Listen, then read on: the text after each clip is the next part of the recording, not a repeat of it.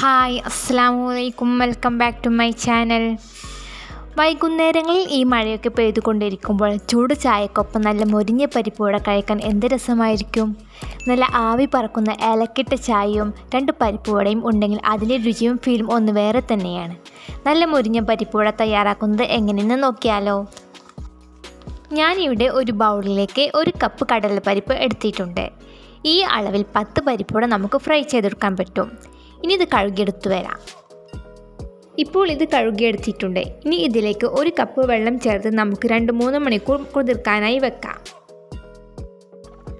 അങ്ങനെ കടലപ്പരിപ്പ് കുതിർന്നു വന്നിട്ടുണ്ട്. ഇനി ഇതൊരു അരിപ്പയിലേക്ക് തോർന്നു വരാനായി വെക്കണം.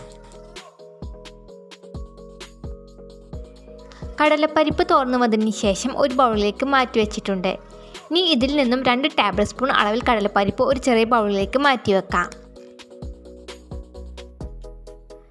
അതിനുശേഷം ഈ കടലപ്പരിപ്പ് ഒരു മിക്സി ജാറിലേക്ക് മുഴുവനായും ചേർത്ത് കൊടുക്കാം. ഇപ്പോൾ കടലപ്പരിപ്പ് ചേർത്തിട്ടുണ്ട്. ഇനി മൂടി വെച്ച് അരച്ചെടുക്കണം. നന്നായി അരച്ചെടുക്കേണ്ട ആവശ്യമില്ല. പിന്നെ എല്ലാം ഒരുപോലെ അരച്ചെടുക്കണമെന്നില്ല. ഇതുപോലെ ഒരു തരിയോട് കൂടിയുള്ള പരുവമാണ് നമുക്ക് വേണ്ടത്. ഇതൊരു ബൗളിലേക്ക് മാറ്റി കൊടുക്കാം.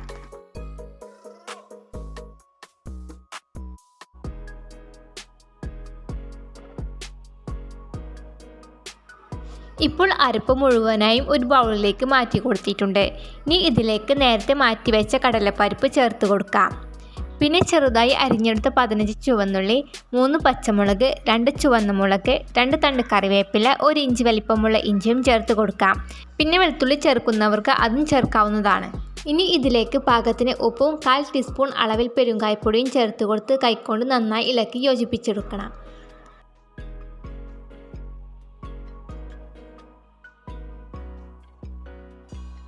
അങ്ങനെ മാവ് യോജിപ്പിച്ചെടുത്തിട്ടുണ്ട്.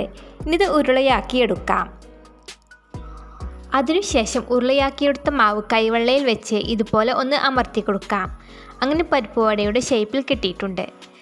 സെൻറ്റർ ഭാഗം കട്ടിയും അരികുവശം കനം കുറഞ്ഞതുമാണ് പരിപ്പുവടയുടെ കറക്റ്റ് ഷേപ്പ്. ഇനി ബാക്കിയുള്ളതും ഇതുപോലെ തന്നെ ചെയ്തെടുക്കാം. അങ്ങനെ കംപ്ലീറ്റായി ചെയ്തെടുത്തിട്ടുണ്ട്. ഇനി നമുക്ക് വറുത്തെടുക്കണം. അതിനുവേണ്ടി ഒരു ചീനച്ചട്ടി ചൂടാക്കാൻ വെച്ചിട്ടുണ്ട്. ചീനച്ചട്ടി ചൂടായി വരുമ്പോൾ ഇതിലേക്ക് പാകത്തിന് വെളിച്ചെണ്ണയും ചേർത്ത് കൊടുക്കാം. വെളിച്ചെണ്ണയ്ക്കു പകരം സൺഫ്ലവർ ഓയിൽ ചേർത്ത് കൊടുക്കാവുന്നതുമാണ്. ഇപ്പോൾ എണ്ണ ചൂടായി വന്നിട്ടുണ്ട്. ഇനി ഇതിലേക്ക് പരിപ്പുവട ഓരോന്നായി ചേർത്ത് കൊടുക്കാം. പിന്നെ ഫ്രൈ ചെയ്തെടുക്കുമ്പോൾ എപ്പോഴും മീഡിയം ഫ്ലെയിമിൽ വെച്ചിട്ട് വേണം ഫ്രൈ ചെയ്തെടുക്കാൻ. ഹൈ ഫ്ലെയിമിലാണെങ്കിൽ പുറവശം മൊരിയുകയും ഉൾവശം പാകമാകാതിരിക്കുകയും ചെയ്യും. ലോ ഫ്ലെയിമിൽ ആണെങ്കിൽ ഫ്രൈ ചെയ്യാൻ താമസം പിടിക്കുകയും എണ്ണ കുടിക്കുകയും ചെയ്യും. അപ്പോൾ മീഡിയം ഫ്ലെയിമിൽ വെച്ചിട്ട് ഫ്രൈ ചെയ്തെടുക്കാൻ ശ്രദ്ധിക്കണം.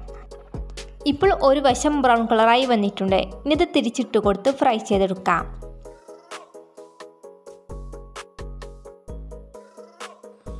ഇപ്പോൾ കംപ്ലീറ്റായി ബ്രൗൺ കളറായി വന്നിട്ടുണ്ട്. ഇനി ഇത് എണ്ണയിൽ നിന്നും കോരിയെടുക്കാം. ബാക്കിയുള്ളതും ഇതുപോലെ തന്നെ ഫ്രൈ ചെയ്തെടുക്കണം. അങ്ങനെ നമ്മുടെ ചൂടുള്ള പരിപ്പുവട ഇവിടെ റെഡി ആയിട്ടുണ്ട്. ഇനി ഇത് ചൂടുള്ള കട്ടൻ ചായക്കൊപ്പം കഴിക്കാവുന്നതാണ്. അപ്പോൾ ഈ റെസിപ്പി എല്ലാവരും ഒന്ന് ട്രൈ ചെയ്ത് നോക്കുക. എന്നിട്ട് നിങ്ങളുടെ അഭിപ്രായങ്ങൾ താഴെ കമൻറ്റ് ബോക്സിൽ അറിയിക്കാനും മറക്കരുത്. പിന്നെ ഈ വീഡിയോ ലൈക്ക് ചെയ്യുക, ഷെയർ ചെയ്യുക. അപ്പോൾ ഇൻഷാ അല്ലാഹ് നല്ലൊരു റെസിപ്പിയുമായിട്ട് അടുത്തൊരു ദിവസം കാണാം. Thanks for watching. ബൈ.